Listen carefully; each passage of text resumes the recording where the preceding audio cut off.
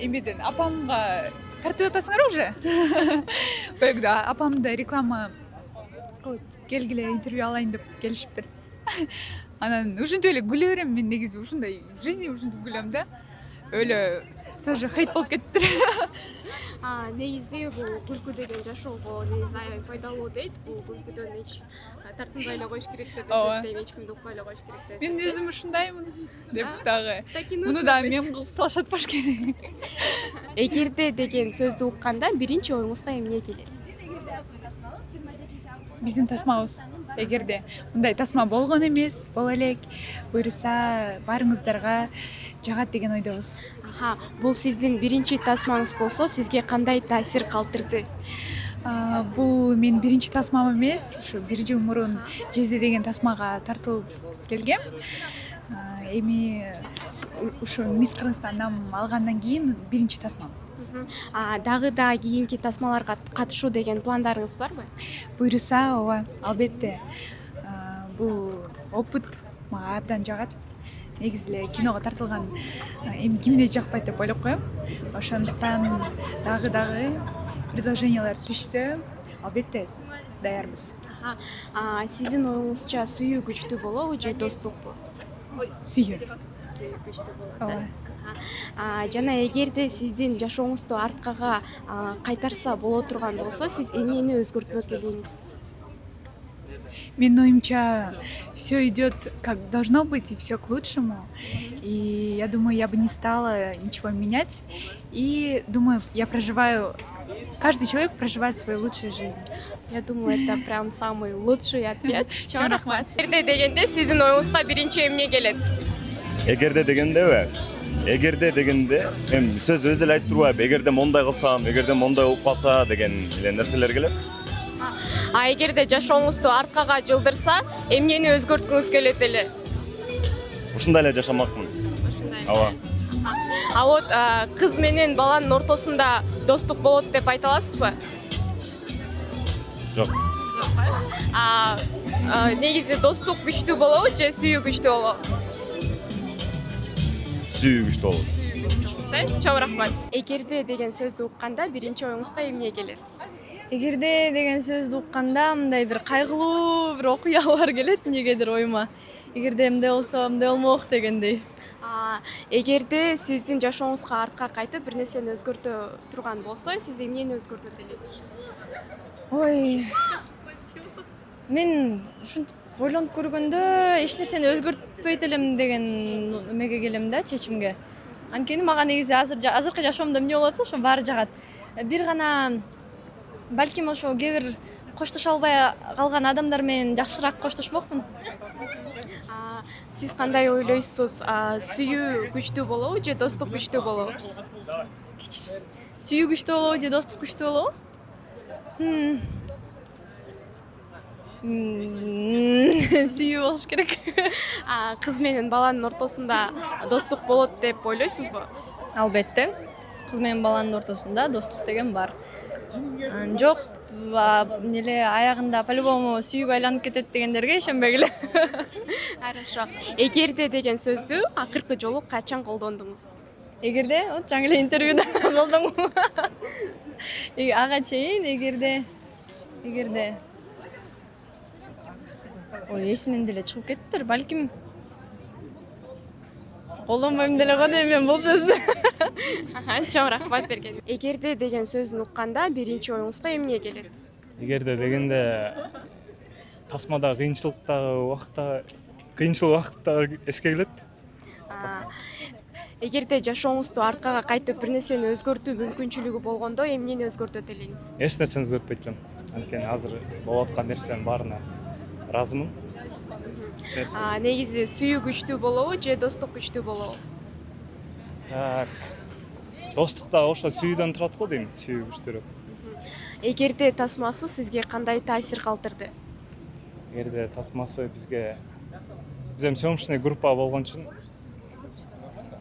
көптөгөн кызыктуу моменттер эсте калды. Албетте ошо команда менен болгон ар бир күн эсте калды деп ойлойм. Кызыктуу момент. Эгерде дегенде сиздин оюңузга эмне келет? Эгерде дегенде мен оюма ол турган нерсе келет. Может, ар кандай бар. Эгер биринчи оюма келген нерсе бул эгерде мен алгычты сүйүп калсам эмне болот деген келет. Ошондой ойлордо сиз эмнени ойлойсуз? Андай ойлорду билбейм, эчтеке келди. Бир нерсени өзгөрткүңүз келеби? Ага, келет. Сиз үчүн сүйүү күчтүүрөөк болобу же достукпу? Мен үчүн достук күчтүүрөөк болот го. Достук дегенде бул кыз менен баланын ортосундабы же болбосо достук дегенде кыз менен кыздын же бала менен баланын деген ойдо? Достук дегенде бала менен баланын ортосунда достук күчтүү болот деп ойлойм. Кыз менен баланын ортосунда достук болобу? Болбойт го менимче. Эгерде сиздин жашооңузда бир нерсени өзгөртсө боло турган болсо, эмнени сиз өзгөртөт элеңиз? Азыркы учурдабы или негизи элеби? Негизи. Азыркы учурда билбейм, аны ойлонуп көрүп турум.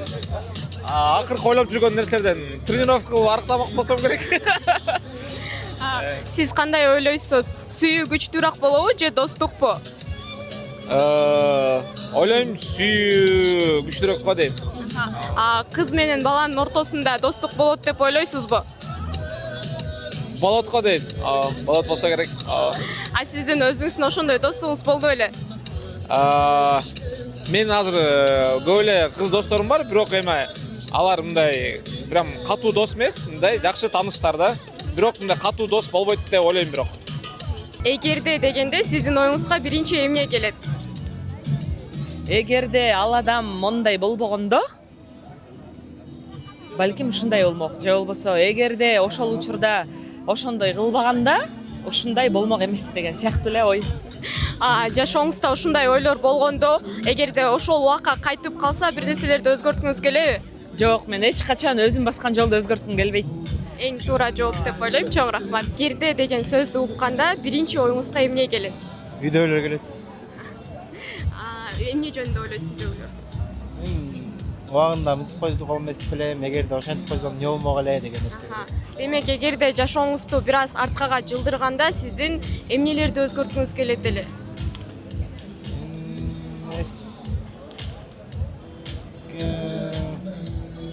Көбүрөөк неге үйдөөлөргө убакыт бөлмөк. Азыр үйдөгүлөргө деген сагынычыңыз бар. Бар, аябай. Сиз акыркы жолу эгерде деген сүйлөмдү, сөздү кайсы учурда колдондуңуз эле? Мага келатканда эле колдондум дос балама. Эгерге кел, эгерде деген киного кел деп колдондум. Чоң рахмат.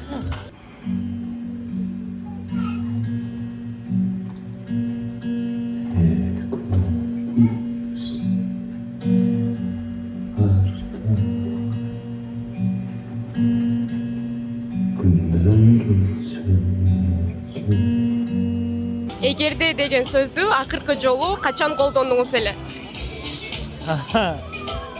Билбейм ошону точно. Эгерде деген сөз колдонбойт деп окшойм мен жашоодо. Демек, эгерде сиздин жашооңузду арткага кайтса, эмнени өзгөрткүңүз келет эле? Так. Эчтекени ушул боюнча эле кетербиз. Негизи достук күчтүү болобу же сүйүү күчтүү болобу? Сүйүү күчтүү болот го. Кыз менен баланын ортосунда сүйүү болот деп, достук болот деп ойлойсузбу? Достук болушу мүмкүн, бирок мындай чыныгы достук деле болбойт го. Жана досум деген сөз эле болбосо, так болбойт. Эгерде жакын достук болсо, демек бирөөсү жакшы көргөн болот. Болушу мүмкүн. Чоң рахмат. Эгерде деген сөздү укканда биринчи оюңузга эмне келет? Каталар келет. Эгерде ошол болсо мындай болмок деген негизи өткөндө эстеп эме кылган болбойт, бирок негедир ушу келе берет да, неге эгерде десе эле. Эгерде ушул болгондо анан ушул болбойт эле да, мынтип калды да депчи. Демек, эгерде сизде убакытты арткага жылдырган мүмкүнчүлүк болсо, эмнени өзгөрткүңүз келет эле? Тагдырды өзгөртө албайбыз го, бирок билбейм, кайрылуу ушул жашоону жашап атам. Эч нерсе өзгөрткүм деле келбейт, барына шүгүр. Сиздин оюңузча сүйүү күчтүү болобу же достук күчтүү болобу? Азыр тилекке каршы менде сүйүү да жок, дос да жок, эмне кылабыз десең? Билбейм, экөө тең эле күчтүү болот деп ойлойм. Эми сүйүү бир аз күчтүүрөөк достукка караганда. Чоң рахмат. Когда вы слышите слово эгерде, что первым приходит на ум? Если что-то, эгерде. Ну, перевод с кыргызского. Да. Если у вас была бы возможность что-то изменить в прошлом, что бы вы изменили? Мне кажется, я бы начал блог в 6 классе. Как вы думаете, любовь, дружба между парнем и девушкой бывает? Дружба, да, бывает. Что сильнее, дружба или любовь? Любовь, конечно. Эгерде деген Эгерде деген сөздү укканда биринчи оюңузга эмне келет? эгерде дегендай как-то өкүнүч келеби, мындай кылбай калган иштерди ойлоп кетесиң да. Ошол кылбай калган иштерди эгерде убакытты аркага кайтарган болсо, эмнени өзгөртөт элеңиз? Ошо эгерде деген сөздү өзгөртмөкмүн, эгерде дебеш үчүн. Хорошо. Сиздин оюңузча достук күчтүү болобу же сүйүү күчтүү болобу? Сүйүү күчтүү болот. Эгерде деген сөздү акыркы жолу качан колдондуңуз? Мен өзүм кино тартам да, ошо 4-июнь күнү кином чыкканда, киномду көрүп туруп, эгерде ошол жерде ушинтип койгондо деп колдондум. Ушул эгерде тасмасы сизге кандай таасир калтырды? Эгерде деген тасманы негизи Улан Шеркулов режиссер менен жакын досум болот. Бул тасма кантип жаралды, кандай болду, чем анча-мынча адамдарга караганда мен жакыныраакмын да. Элге караганда мен көбүрөөк күтүп атам. Себеби аябай кыйын бала. Терең ойлондурган кино болот.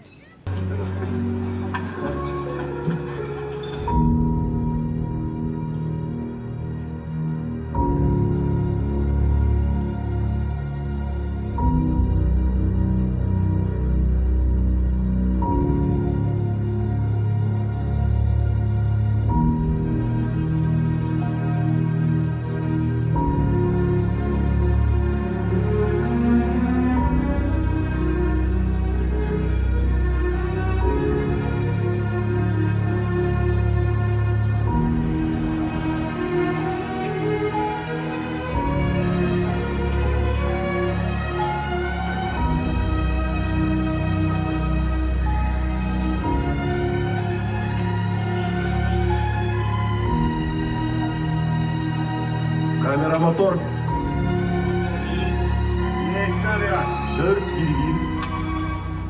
Саламатсызбы? Эгерде деген сөздү укканда биринчи оюңузга эмне келет?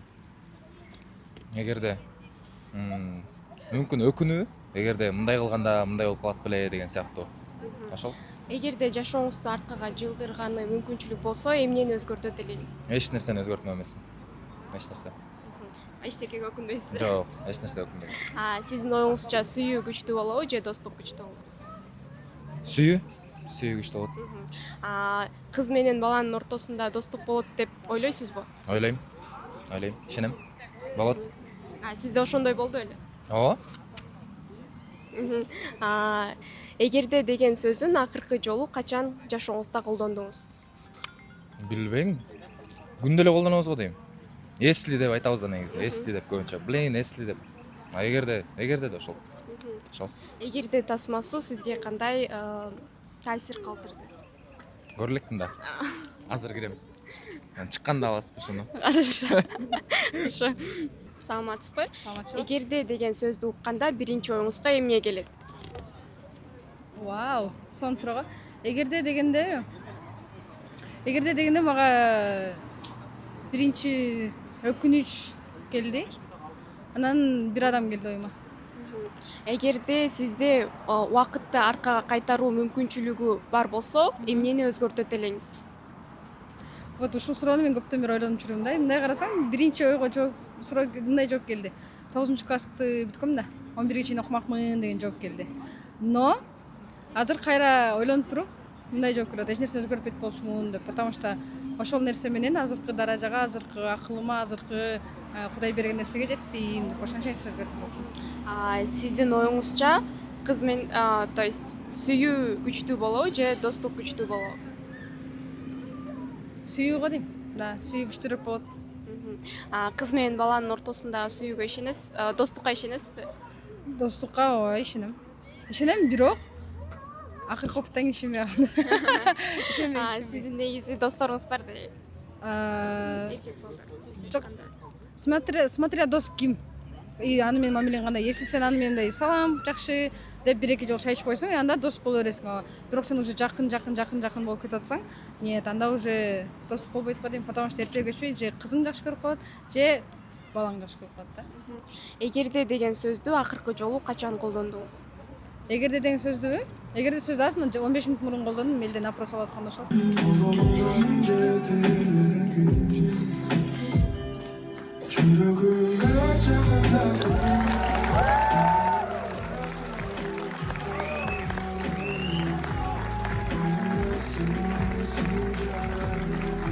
Саламатсызбы? Эгерде тасмасы сизге кандай таасир калтырды? Эгерде тасмасы дегенди негизи мен ойлоп атам, башынан аягына чейин көргөндө адамдар түшүнөт да. Анан бул эмен кинонун мааниси аябай чоң экен да. Мындай ойлонуп, жакшылап ар бир нерсеге мындай көңүл бурганда, мындай кино аябай мындай жогорку деңгээлде тартылган да. Анан буюрса иншалла баарыңар көргүлө, мен спойлер кылбай эле коеюн. Буюрса иншалла кино сонун аябай жакшы деңгээлде болду. Анан Багбот мырза жакшы ойноду. Мен досум болот. Буюрса иншалла эми да көптөгөн кинолорго болот деген ойдомун да мен. Жеке сизге кандай таасир калтырды? Мында негизи эгерде дегенде биз мындай эң сүйүктүү адамды тандашыбыз керек экен да. Биз мындай өзүбүз мындай биз ошону көп нерсеге көңүл бурбайт экенбиз да. Так мындай биз жок мындай экен да, адамды сүйгөн адам менен сүйлөшүш керек экен. Биз өзүбүздү сүйгөн эмес, бизди сүйгөн адам менен сүйлөштө адамдын баягы өзүнүн адамын тапкан болот экен да, менин оюмча да бул. Азыр сиздин айланаңызда ошондой адам барбы?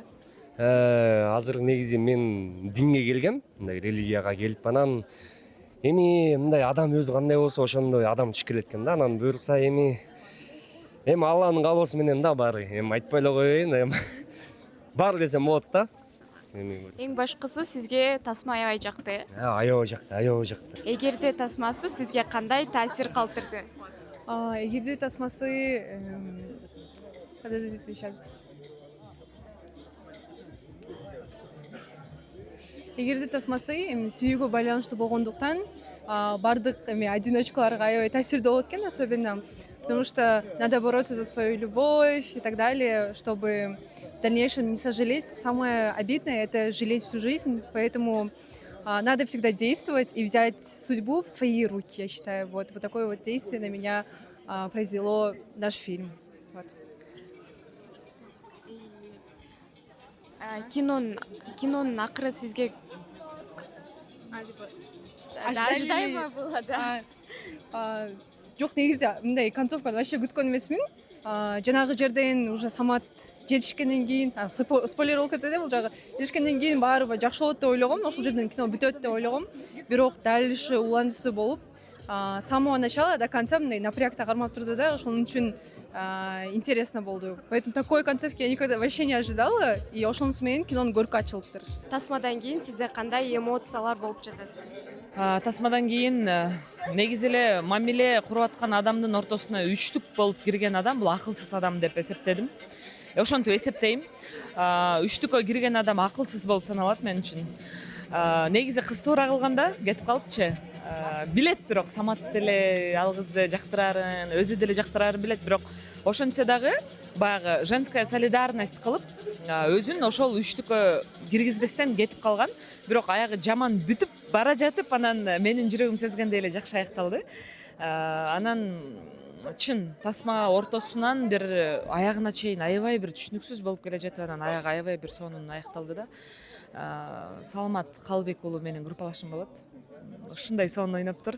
Бир жакка барат элем да, макияжымды мындай жууп кетирип салгым келген жок, бирок Саламаттын ыйлаганын көрүп ушунчалык жаным эзилди, ишенесиздерби? Баягы группалаштар негизи бир туугандай болуп калабыз го. Анан өзүмдүн группалашымдын ойногонун көрүп ушунчалык сыймыктангандан сырткары дагы билбейм, эмнегедир башкача бир жаным эзилди да, мындай бир тууган иним дейинби, байкем дейинби, бир кыйналып аткандай бир сезилди. Болбосо бул тасма болгону тасма, өзүм деле актрисамын түшүнөм, бирок ошентсе дагы ушунчалык жаным эзилди. Чыгып кучактап алдым, анан эс ала түштүм да. Тасма мага аябай жакты, чынын айтсам, бирок ачык айтканда тасмага сөз жок, бирок бир эки актёрду алмаштырат элем. эгерде ошол актерлор алмашканда, актер же актриса баса белгилегем келбей эле, бирок ошол эки актерду алмаштырганда бул тасма мындан да он эсе жакшырат беле деген эле ой да. Эми бул менин жеке пикирим. Өзүмдүн эле жеке оюм. Болбосо режиссер ушинтип көрдү, демек бул туура нерсе деп эсептейм. Эч качан режиссерлорго биз каршы чыкпайбыз, бирок тасма ушунчалык бир сонун түшүнгөн адам түшүнөт деп ойлойм. Ал эми жөн гана мындай мынтип айды санап, жылды санап жүргөн адам түшүнбөй калышы мүмкүн. Бирок түшүнгөн адам бир башкача сезимдерди алат. Анткени ушундай окуя азыркы учурда 90% адамдардын башынан өтүп аткан окуя да. Ошол жашоодо ар дайым жашоодо ар дайым аягы жакшы бүтө берсин деген ой. Тасма сизге кандай таасир калтырды? Тасма аябай оор таасир калтырды, анткени билейин. Дагы эле өзүмө келе албай атам. Жакшы болуптур. Турга чейин аябай. Ошон үчүн бирөөнү сүйсөңөр, эртерээк сүйөм деп айткыла. Кеч болуп кетет экен. Тасмадагы каармандын сизге окшош касиеттери барбы? Тормоздугу деп эле. Ооба, окшоштуктар бар экен. Мен дагы ушу ичке катып эле айтчуун айта албай, эмне болуп калат деген ойдо жүрө берем. Ошол жактар окшош экен. Эгерде тасмасы сизге кандай таасир калтырды? Эгерде тасмасы мага туура чечим чыгарууну жана өзүңдүн ишиңе, өзүңдүн жашоодо болуп аткан нерселериңе жоопкерчилик менен кароону, жана эң башкысы бул сүйүүгө бекем болууну, анан сүйүүнүн учуру келип турса, азыркы сөз менен айтканда тормоз болбой, бекем кармап калуу. Ошол буюрса сүйүүбүздү тапканда биз дагы бекем кармап калабыз. Тасмадагы Самат каармандын сизге жаккан касиеттери жана кайсы касиеттери сизге жаккан жок мындай айтканда?